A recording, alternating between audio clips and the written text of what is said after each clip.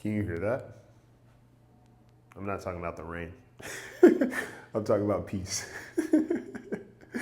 Guys, when it comes to the concept of peace, you may be scared of it, okay, if you're not used to it.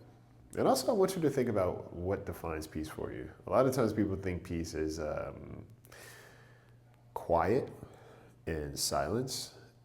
And what's funny is that a lot of times, if you are in silence, you feel chaotic.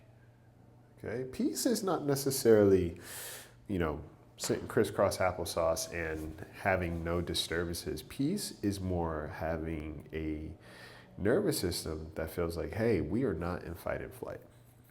Okay, we are not always in angst, urgency, ambiguity, anxiety. We are not fearing impending doom. That's peace. Okay.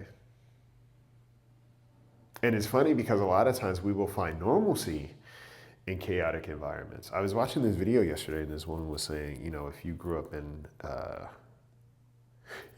chaos and dysfunction, you can very much easily tune out a lot of things. So they were saying how their sister grew up screaming and carrying on, and how when they're driving, they don't even hear sirens.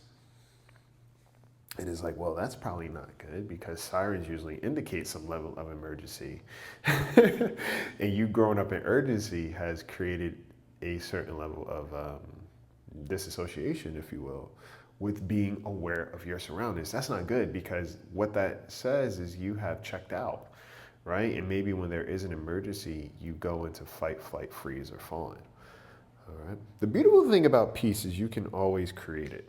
And peace also comes with a responsibility of potential destruction. Okay? And that's what we try to avoid. You know, a lot of times people say, well, yeah, I just want to keep the peace.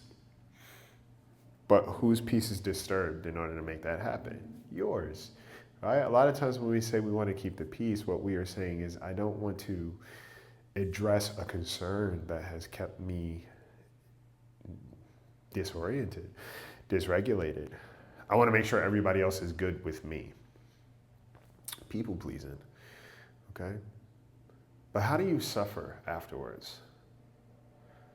Think about that. And then there are other people who say, yeah, I'm just protecting my peace, etc. And those people are usually avoiding their responsibility when it comes to something that they've done or that they should be doing.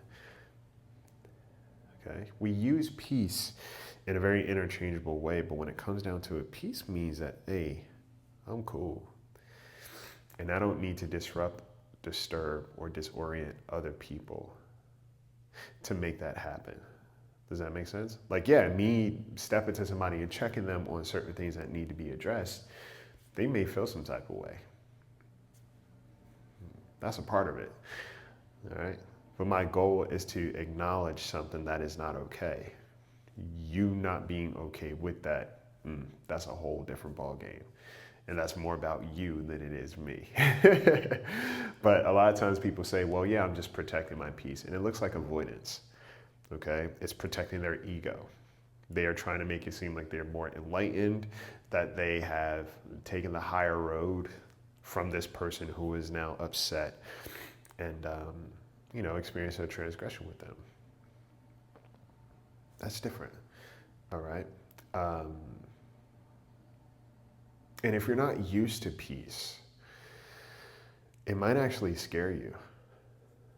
There have been numerous times I've been working with somebody, or I just notice it. Even myself, when I was first starting out and I was doing so much, there came times where I didn't really have anything to do. And there was an angst there. It's like, man, I feel like I should be doing something. But nothing is something, right? Nothing is something. Everybody's busy, right? Everybody's busy, sometimes doing nothing. Nothing is still a something, and sometimes it's a necessary one. But if we are not used to peace, we will disrupt that nothing in our own personal days. Now, let's say if we're in a relationship that is nothing but peace, friendships, there's stability there. If we're not used to it, we will sabotage, which means that we will create dysfunction. Okay, we will cause a rift. right? We will preemptively um, associate this person with doing something that they haven't even done yet, that they probably will never do. But because it's too good to be true, or we're always waiting for the other shoe to drop, now this person now becomes a perpetrator to something that they haven't even done yet. And it's so funny. I was talking to my buddy the other day, and we had a conversation about if we were younger, right? Like, how would it have been when we were growing up? If we knew each other when we were growing up. And I was like, yeah, we definitely would have been homies. I was like, we would have been homies for sure. And I was joking. I was like, yeah, I would have been the angel baby. It was like, yeah, you probably would have been into some mess. He was like, yep, I probably would have been into some mess. And immediately, I just got annoyed. I was like, man. And he's like, bro, wait, what? He's like, this can't even happen. This doesn't even have the possibility of happening, and you're already getting upset. What are you doing? And we laughed because it was that moment where it felt so real. And my imagination obviously got the best of me. And I'm like, damn. It's like, what are you getting upset for? This hasn't happened, bro. And it will never happen. Okay? And that's what happens sometimes when we are in peaceful spaces or we're in healthy relationships. Aside from that example, it was just a funny example, but when we are in healthy relationships, we will create chaos. You know, some people think that arguing is supposed to be a part of a relationship, and it's like, no. Some people don't do that. They're like, yeah, we might have a conflict and disagreement, but arguing? We don't do that here. Because to argue doesn't mean that we're trying to get anywhere or find a solution. Arguing means that I am emotionally projecting. One, I want to feel validated in some sort, but I'm going about it in such a way that is destructive, not constructive. X that. All right. There are some people who get nervous when the people around them are not constantly fighting with them, or they actually check in on them, or they care for them. It's like, whoa, what is this? And then we start to sabotage, okay? We start to treat that person in a certain way. And we start to say certain things about ourselves. Well, yeah, nobody really values anybody like that. So, yeah, this person, yeah, they're not really about that, okay? Or we don't know what to do with it. So we judge them. And we start treating them a certain way, which eventually pushes them away because they recognize we don't know how to treat them.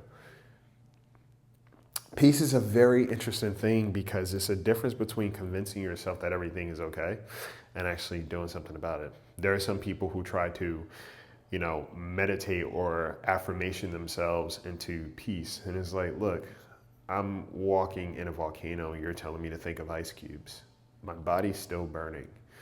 It's a big difference, right? Peace requires your active participation, not just this theoretical thing that you try to convince yourself of, all right? You can't heal in the same places that are making you sick. And sometimes you got to recognize when you are continually microdosing poison because you're so used to it, because you're comfortable with it, all right?